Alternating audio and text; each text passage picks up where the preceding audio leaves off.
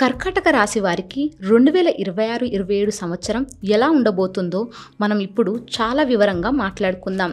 ఈ రాబోయే కొత్త సంవత్సరం పేరు శ్రీ పరాభవనామ సంవత్సరం. ఈ వీడియో చదవడం పూర్తి అయ్యేసరికి మీరు ఈ కొత్త సంవత్సరంలో ఏ విషయాల్లో అద్భుతమైన లాభాలను అందుకుంటారు, ఏ విషయాల్లో చాలా జాగ్రత్తగా ఓపికగా ఉండాలి, మీ డబ్బు, ఉద్యోగం, పెళ్లి, పిల్లలు, ఆరోగ్యం, కుటుంబం ఇలా మీ జీవితంలోని అన్ని ముఖ్యమైన విషయాల మీద మీకు ఒక పూర్తి అవగాహన, ఒక స్పష్టత వస్తుంది. ముందుగా మా వీడియో మీకు నచ్చినట్లయితే లైక్ చేయండి, షేర్ చేయండి. మరింత భక్తి సమాచారం కోసం మా భక్తి సమాచారం ఛానల్ను సబ్స్క్రైబ్ చేసుకోండి. జ్యోతిష్యం అంటే భయపడటానికి కాదు, ముందుగా మనకు దారి చూపించే ఒక దీపం లాంటిది. ఎక్కడ గతుకులు ఉన్నాయో, ఎక్కడ దారి బాగోలేదో ముందే తెలిస్తే మనం కాస్త మెల్లగా, జాగ్రత్తగా నడుస్తాం, కింద పడకుండా ఉంటాం. అలాగే ఎక్కడ దారి చాలా బాగుందో, ఎక్కడ అంతా శుభంగా ఉంటో తెలిస్తే కొంచెం ధైర్యంగా, వేగంగా అడుగులు వేస్తాం. కర్కాటక రాశివారికి ఈ 2026-27 సంవత్సరం మీ జీవితంలో ఒక రోలర్ కోస్టర్ లాంటిది. ఇది అత్యంత విపరీతమైన, వ్యతిరేకమైన ఫలితాలను ఒకేసారి ఇవ్వబోతోంది. ఇది మీ జీవితంలో ఒక పెద్ద మలుపు. ఎందుకంటే ఈ సంవత్సరం మీ జాతకంలో ఒకేసారి 2 వ్యతిరేకమైన కానీ చాలా శక్తివంతమైన సంఘటనలు జరుగుతున్నాయి. ఒకవైపు మీ అదృష్టం చాలా బలంగా ఉంది. ముఖ్యంగా సంవత్సరం మొదటి భాగంలో కుండపోత వర్షంలా మీకు డబ్బు, లాభాలు, కోరికలు తీరబోతున్నాయి. మరోవైపు అదే సమయంలో మీ ఆరోగ్యం, మీ కుటుంబ ప్రశాంతత మీద చాలా కఠినమైన పరీక్ష పెట్టబోతోంది. ఈ సంవత్సరం మొత్తం ఒకేలా లేదు. దీనిని మనం చాలా స్పష్టంగా 2 భాగాలుగా చూడాలి. మొదటి భాగం జనవరి 1 నుండి జూన్ 2 వరకు. ఇది అదృష్టం, లాభాలు, డబ్బు సంపాదించే సమయం. రెండో భాగం జూన్ 2 తరువాత. ఇది ఖర్చులు, ఆరోగ్యం, ఆధ్యాత్మిక చింతన పెరిగే సమయం. ఇప్పుడు అసలు గ్రహాలు ఎక్కడ ఉన్నాయి, అవి ఎందుకు ఇలా చేస్తున్నాయి, మనం ఏం చేస్తే బాగుంటుందో వివరంగా తెలుసుకుందాం. మన జీవితం బాగుండాలన్నా లేదా ఇబ్బందులు రావాలన్నా దానికి ముఖ్యంగా కొన్ని గ్రహాల కదలికలే కారణం. ఈ సంవత్సరం మీ జీవితాన్ని శాసించే ముఖ్యమైన గ్రహాలు ఇవే. శని. కర్కాటక రాశివారికి ఈ సంవత్సరం అన్నిటికన్నా ముమ్మాటికి అద్భుతమైన శుభవార్త ఇదే. మిమ్మల్ని ఇన్నాళ్లు అష్టమ శని రూపంలో పట్టి పీడించిన శని భగవానుడు ఇప్పుడు ఆ స్థానం నుండి పూర్తిగా బయటకొచ్చేశాడు. ఈ 2026-27 సంవత్సరం మొత్తం శని భగవానుడు మీ రాశికి 9వ ఇంట్లో అంటే భాగ్యస్థానంలో ఉన్నాడు. 9వ ఇంట్లో అంటే అదృష్టం, తండ్రి, పెద్దలు, ఉన్నత విద్య, పూర్వపుణ్యం. ఇక్కడ శని ఉండటమనేది మీకు ఒక రక్షణ కవచం లాంటిది. అష్టమ శని పోయినందుకే మీరు సగం గెలిచినట్టు. ఇప్పుడు భాగ్య శని రావడం వల్ల మీరు ఇన్నాళ్లు పడిన కష్టానికి ఇప్పుడు అసలైన గౌరవం, ఫలితం దొరుకుతుంది. మీ తండ్రిగారి ఆరోగ్యం కుదుటపడుతుంది. వారి నుండి మీకు సహాయం లభిస్తుంది. ఉన్నత చదువులు చదవాలనుకునే విద్యార్థులకు ఇది ఒక వరం. పూర్వీకుల ఆస్తులు ఏమైనా గొడవల్లో ఉంటే అవి ఇప్పుడు మీకు దక్కుతాయి. ఈ సంవత్సరం మొత్తం శనిదేవుడు మీకు అండగా ఉంటాడు. గురువు. ఇక్కడే ఈ సంవత్సరం 2 భాగాలుగా విడిపోయింది. శుభాలను ఇచ్చే గురువు ఈ సంవత్సరం 2 రకాలుగా ఉన్నాడు. మొదటి భాగం జనవరి 1 నుండి జూన్ 2 వరకు. గురువు మీ రాశికి 11వ ఇంట్లో అంటే లాభస్థానంలో ఉన్నాడు. ఇది 12 ఏళ్లకొకసారి వచ్చే ఒక రాజయోగం. ఇది ఒక జాక్ పాట్ లాంటిది. 11వ ఇల్లు అంటే లాభాలు, మీ కోరికలు తీరడం, పెద్ద స్నేహితుల మద్దతు. ఇక్కడ గురువు ఉండటం వల్ల మీరు ఏ పని చేసినా అది లాభం వైపే నడుస్తోంది. మీ కోరికలన్నీ ఒక్కొక్కటిగా నెరవేరుతాయి. డబ్బుకు లోటు ఉండదు. ఇది మీ జీవితంలో ఒక గోల్డెన్ పీరియడ్. రెండో భాగం జూన్ 2, 2026 నుండి. గురువు మీ 11వ ఇంటి నుండి 12వ ఇంట్లోకి అంటే వ్యయస్థానంలోకి మారుతున్నాడు. ఇది కొంచెం కష్టమైన సమయం. 12వ ఇల్లు అంటే ఖర్చులు, నష్టాలు, ఆస్పత్రులు, నిద్రలేమి, ఆధ్యాత్మికత. గురువు ఇక్కడికి రావడం వల్ల అప్పటి వరకు వచ్చిన డబ్బుకు అడ్డుకట్టబడి విపరీతమైన ఖర్చులు మొదలవుతాయి. శుభకార్యాల కోసం ఖర్చు చేస్తే పర్వాలేదు, కానీ అనారోగ్యం కోసం కూడా ఖర్చు పెట్టేలా చేస్తాడు. రాహువు. ఇది ఈ సంవత్సరం మీరు ఎదుర్కోబోయే అతిపెద్ద సవాల్. రాహువు ఈ సంవత్సరం మొత్తం మీ రాశికి 8వ ఇంట్లో అంటే అష్టమ స్థానంలో ఉన్నాడు. దీనిని అష్టమ రాహువు అంటారు. 8వ ఇంట్లో అంటే ఊహించని సంఘటనలు, ఆకస్మిక ప్రమాదాలు, అవమానాలు, అనారోగ్యం, సర్జరీలు, వారసత్వ ఆస్తులు. ఇక్కడ రాహువు ఉండటం వల్ల జీవితం ఎప్పుడు ఏం జరుగుతుందో తెలియనొక టెన్షన్ ఉంటుంది. ఆరోగ్యం విషయంలో చాలా చాలా జాగ్రత్తగా ఉండాలి. ముఖ్యంగా ఆహారం, వాహనాలు నడిపేటప్పుడు చాలా అప్రమత్తంగా ఉండాలి. భార్యాభర్త ఆరోగ్యం మీద కూడా ప్రభావం చూపుతుంది. కేతువు, ఇది ఈ సంవత్సరం మీరు ఎదుర్కోబోయే 2వ ముఖ్యమైన సవాలు.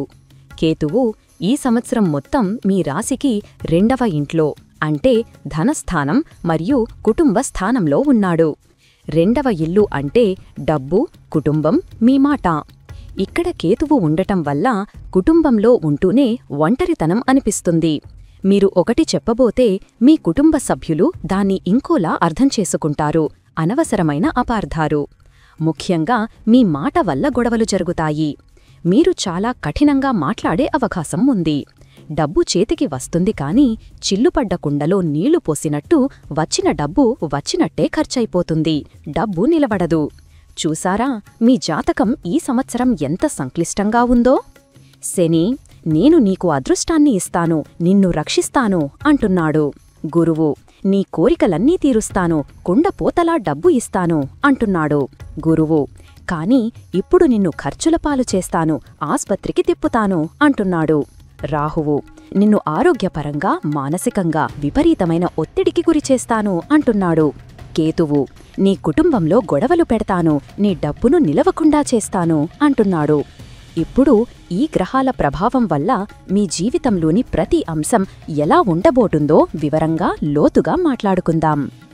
మొదటి భాగం జనవరి 1 నుండి జూన్ 2 వరకు. ఈ 6 నెలల కాలం మీ జీవితంలో ఒక అద్భుతమైన సమయం. 9వ ఇంట్లో శని, అదృష్టం, 11వ ఇంట్లో గురువు, లాభాలు ఉండటం అనేది ఒక అరుదైన, శక్తివంతమైన యోగం. డబ్బు మరియు ఉద్యోగం.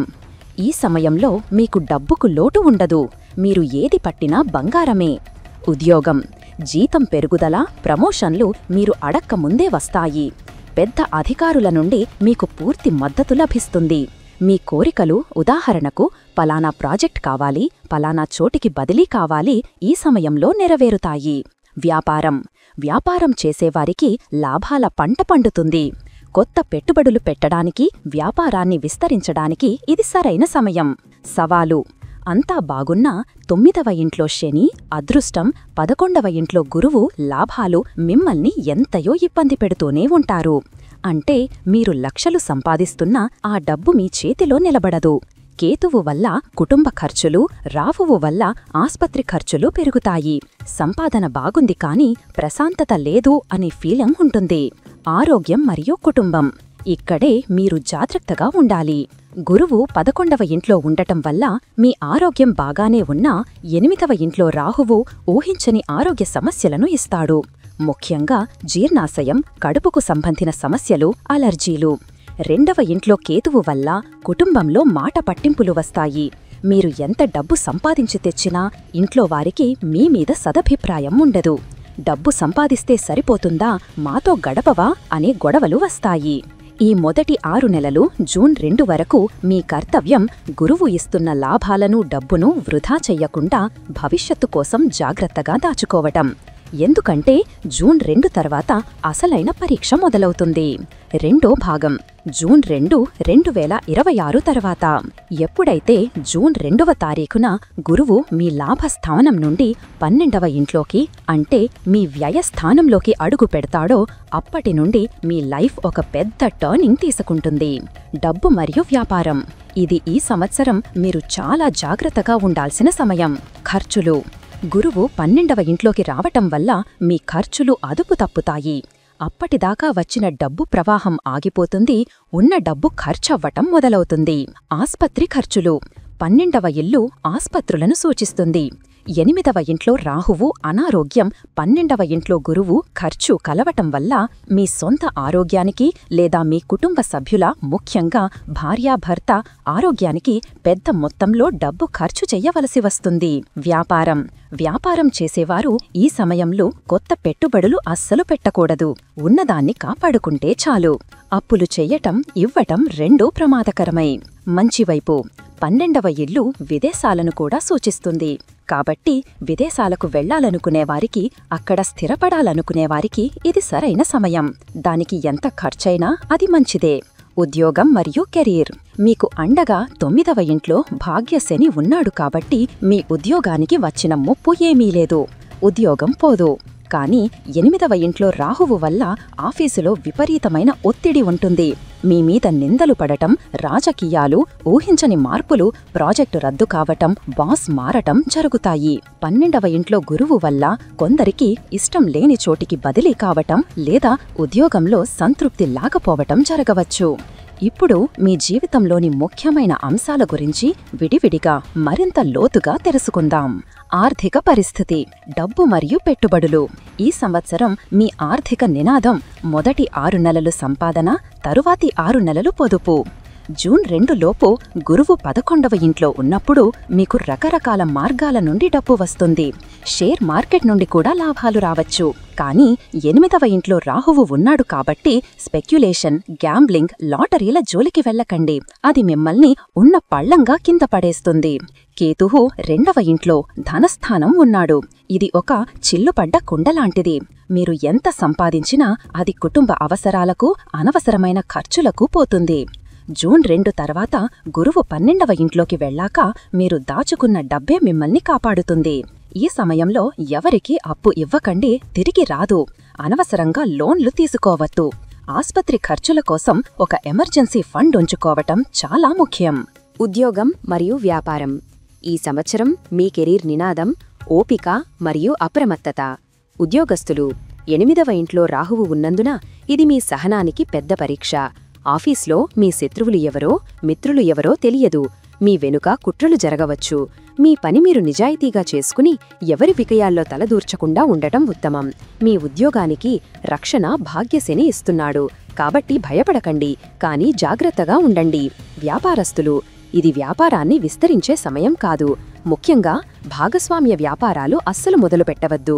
8వ ఇంట్లో రాహువు భాగస్వాముల వల్ల మోసపోయేలా చేస్తాడు. మీ లెక్కలు, అకౌంట్లు చాలా పక్కాగా ఉంచుకోవాలి. ప్రభుత్వానికి సంబంధించిన పన్నులు, చట్టపరమైన విషయాల్లో చాలా నిజాయితీగా ఉండాలి. లేకపోతే రాహువు పెద్ద చిక్కుల్లో పడేస్తాడు. వ్యాపారస్తులు, ఇది వ్యాపారాన్ని విస్తరించే సమయం కాదు. ముఖ్యంగా భాగస్వామ్య వ్యాపారాలు అస్సలు మొదలుపెట్టవద్దు. 8వ ఇంట్లో రాహువు భాగస్వాముల వల్ల మోసపోయేలా చేస్తాడు. మీ లెక్కలు, అకౌంట్లు చాలా పక్కాగా ఉంచుకోవాలి. ప్రభుత్వానికి సంబంధించిన పన్నులు, చట్టపరమైన విషయాల్లో చాలా నిజాయితీగా ఉండాలి. లేకపోతే రాహువు పెద్ద చిక్కుల్లో పడేస్తాడు. వివాహ జీవితం మరియు కుటుంబం. ఈ సంవత్సరం మీ కుటుంబ నినాదం మౌనం మరియు సర్దుకుపోవడం. ఇది ఈ సంవత్సరం మీకు అత్యంత కఠినమైన పరీక్షా సమయం. కుటుంబ గొడవలు. 2వ ఇంట్లో కేతువు ఉండటం వల్ల మీ మాటే మీకే శత్రువవుతుంది. మీరు మామూలుగా అన్న మాట కూడా మీ కుటుంబ సభ్యులకు, ముఖ్యంగా మీ భార్య, భర్తకు తప్పుగా అర్థమవుతుంది. నన్ను ఎవరు అర్థం చేసుకోవట్లేదు అనే బాధ, ఒంటరితనం పెరుగుతుంది. భార్యాభర్తల మధ్య 8వ ఇంట్లో రాహువు ఉండటం, 2వ ఇంట్లో కేతువు ఉండటం వల్ల భార్యాభర్తల మధ్య అపార్థాలు, దూరం పెరిగే అవకాశం ఉంది. ఒకరి ఆరోగ్యం గురించి ఒకరు చాలా శ్రద్ధ తీసుకోవాలి. ముఖ్యంగా మీ జీవిత భాగస్వామి ఆరోగ్యం విషయంలో చాలా జాగ్రత్తగా ఉండాలి. పరిష్కారం. దయచేసి ఈ సంవత్సరం మీ ఇంట్లో గొడవలకు దిగకండి. ఎవరేమన్నా మౌనంగా ఉండటం లేదా నవ్వుతూ సర్దుకుపోవడం నేర్చుకోవాలి. మీరు ఎంతగా వాదిస్తే బంధం అంతగా దెబ్బతింటుంది. ఆరోగ్యం. ఈ సంవత్సరం మీ ఆరోగ్య నినాదం అత్యంత జాగ్రత్త అవసరం. ఈ సంవత్సరం మీ మొదటి ప్రాధాన్యత ఆరోగ్యమే అయ్యుండాలి. అష్టమ రాహువు. 8వ ఇంట్లో రాహువు ఉండటం వల్ల హఠాత్తుగా వచ్చే డయాగ్నోజ్ అవ్వని జబ్బులు వస్తాయి. ఆహారం, బయట తినడం, అలెర్జీలు, కడుపు ఇన్ఫెక్షన్లు చాలా ఇబ్బంది పెడతాయి. బయట తినడం పూర్తిగా తగ్గించాలి. వాహనాలు నడిపేటప్పుడు రాత్రి ప్రయాణాల్లో చాలా జాగ్రత్తగా ఉండాలి. యాక్సిడెంట్లు అయ్యే అవకాశం ఉంటుంది. కేతువు, 2వ ఇంట్లో కేతువు వల్ల దంతాలు, కళ్ళు, గొంతుకు సంబంధించిన సమస్యలు వస్తాయి. గురువు జూన్ 2 తర్వాత 12వ ఇంట్లోకి గురువు రావడం వల్ల అనారోగ్యానికి హాస్పిటలైజ్ అయ్యే అవకాశం, సర్జరీలు జరిగే అవకాశం ఉంది. భయపడకండి, కానీ అప్రమత్తంగా ఉండండి. చిన్న సమస్య వచ్చినా వెంటనే డాక్టర్ను సంప్రదించండి. యోగా, ధ్యానం చేయడం వల్ల రాహువు ఇచ్చే మానసిక ఒత్తిడిని జయించవచ్చు. విద్యార్థులకు 9వ ఇంట్లో శని ఉండటం విద్యార్థులకు, ముఖ్యంగా ఉన్నత విద్య చదివేవారికి ఒక వరం. మాస్టర్స్, పీహెచ్డీ చేయడానికి, విదేశాలకు వెళ్లి చదువుకోవడానికి ఇది అద్భుతమైన సమయం. కానీ 8వ ఇంట్లో రాహువు ఉండటం వల్ల చదువు మీద ఏకాగ్రత దెబ్బతింటుంది. షార్ట్కట్స్ కోసం చూస్తారు. దీనివల్ల ఫెయిల్ అయ్యే ప్రమాదం ఉంది. సాంప్రదాయ విద్య కన్నా రీసెర్చ్, టెక్నాలజీ, మెడిసిన్ లాంటి లోతైన సబ్జెక్టుల మీద ఆసక్తి పెరుగుతుంది. శని ఇచ్చే హార్డ్ వర్క్ను నమ్ముకుంటే రాహువు ఇచ్చే భ్రమలను జయించి మీరు అద్భుతమైన విజయం సాధిస్తారు. సంతానం, పిల్లల కోసం ఎదురుచూస్తున్న దంపతులకు ఇది కొంచెం పరీక్షా సమయం. 8వ ఇంట్లో రాహువు, 2వ ఇంట్లో కేతువు ఉండటం వల్ల గర్భధారణలో అడ్డంకులు రావచ్చు. అయితే సంవత్సరం మొదటి భాగంలో జూన్ 2 లోపు గురువు 11వ ఇంట్లో ఉండి మీ 5వ ఇంటిని, సంతాన స్థానాన్ని చూడటం వల్ల ఆ సమయంలో వైద్యుల సహాయం తీసుకుంటే తప్పకుండా సంతాన యోగం కలుగుతుంది. జూన్ 2 తర్వాత అవకాశాలు కొంచెం తక్కువగా ఉంటాయి. ఇప్పటికే పిల్లలు ఉన్నవారు వారి ఆరోగ్యం మీద శ్రద్ధ పెట్టాలి. వారితో మీకు మాట పట్టింపులు రావచ్చు. కావాల్సిన పరిహారాలు. ఈ సంవత్సరం మీకు అష్టమ శని లాంటి పెద్ద దోషాలు లేవు. నిజానికి భాగ్యశని మీకు అండగా ఉన్నాడు. కానీ అష్టమ రాహువు, కుటుంబ కేతువు మరియు వ్యయ గురువు జూన్ 2 తర్వాత శాంతించడం కోసం ఈ చిన్న పరిహారాలు పాటిస్తే జీవితం చాలా ప్రశాంతంగా, అద్భుతంగా ఉంటుంది. అష్టమ రాహువు కోసం రాహువు ఇచ్చే ఆకస్మిక కష్టాలు, ఆరోగ్య సమస్యలు, ఒత్తిడి తగ్గడానికి అన్నిటికన్నా ఉత్తమమైన పరిహారం దుర్గా ఆరాధన. ప్రతిరోజు లేదా కనీసం మంగళ శుక్రవారాల్లో దుర్గా సప్తశ్లోకి లేదా దేవి ఖడ్గమాలా స్తోత్రం చదవండి. ఇది మీకు రక్షణ కవచంలా పనిచేస్తుంది. పేదలకు, వికలాంగులకు మీకు తోచిన సహాయం, ఆహారం, బట్టలు చేస్తూ ఉండండి. కుటుంబ కేతువు కోసం కేతువుకు అధిపతి గణపతి. ప్రతిరోజు సంకటనాశన గణేశ స్తోత్రం చదవండి. కుటుంబంలో గొడవలు తగ్గడానికి, మాట తూలకుండా ఉండటానికి ప్రతిరోజు కాసేపు మౌనం పాటించండి. వీధి కుక్కలకు ఆహారం, రొట్టె, బిస్కెట్లు పెట్టడం వల్ల కేతువు శాంతిస్తాడు. వ్యయ గురువు కోసం ఖర్చులు తగ్గడానికి, ఆరోగ్యం కుదురట పడటానికి ప్రతి గురువారం దక్షిణామూర్తి స్తోత్రం లేదా శివ పంచాక్షరీ మంత్రాన్ని జపించండి. పేద విద్యార్థులకు చదువుకు సంబంధించినవి, పుస్తకాలు, పెన్నులు దానం చేయడం, వృద్ధులకు సేవ చేయడం వల్ల గురుబలం పెరుగుతుంది. కర్కాటక రాశివారికి ఈ 2026-27 సంవత్సరం అనేది అదృష్టం మరియు పరీక్ష రెండూ కలగలిపిన సంవత్సరం. మీకు భాగ్యశని రూపంలో ఒక పెద్ద రక్షణ ఉంది. అష్టమ శని వదిలిపోయింది. ఇది అన్నిటికన్నా పెద్ద శుభవార్త. మీరు 2 ముఖ్యమైన పరీక్షలు పాస్ అవ్వాలి. పరీక్ష 1, సంవత్సరం మొదటి 6 నెలలు జూన్ 2 వరకు లాభ గురువు ఇచ్చే డబ్బును, అవకాశాలను వృధా చెయ్యకుండా పొదుపుగా వాడుకుని భవిష్యత్తుకు దాచుకోవడం. పరీక్ష 2, సంవత్సరం మొత్తం అష్టమ రాహువు ఇచ్చే ఆరోగ్య సమస్యలను, కుటుంబ కేతువు ఇచ్చే గొడవలను ఓపికగా, ప్రశాంతంగా, ఆధ్యాత్మిక చింతనతో ఎదుర్కోవడం. మీరు ఈ 2 పరీక్షల్లో పాస్ అయితే, ముఖ్యంగా మీ ఆరోగ్యాన్ని కాపాడుకుంటూ మీ మాటను అదుపులో ఉంచుకుంటే భాగ్యశని దయ వల్ల ఈ సంవత్సరం మిమ్మల్ని పెద్ద కష్టాల నుండి గట్టెక్కించి విజయం వైపు నడిపిస్తాడు. మొదటి 6 నెలలు సంపాదించండి. సంవత్సరం మొత్తం ఆరోగ్యం, కుటుంబం మీద ధ్యాస పెట్టండి. అంతా మంచే జరుగుతుంది. ఈ వీడియో మీకు నచ్చినట్లయితే లైక్ చేయండి, షేర్ చేయండి. ఇలాంటి మరిన్ని వీడియోల కోసం ఛానల్ను సబ్స్క్రైబ్ చేసుకోండి. అలాగే బెల్ ఐకాన్ను నొక్కండి. దీని ద్వారా మేము చేసే ప్రతి వీడియో నోటిఫికేషన్ రూపంలో మీ వద్దకు చేరుతుంది. సర్వేజన సుఖినో భవంతు.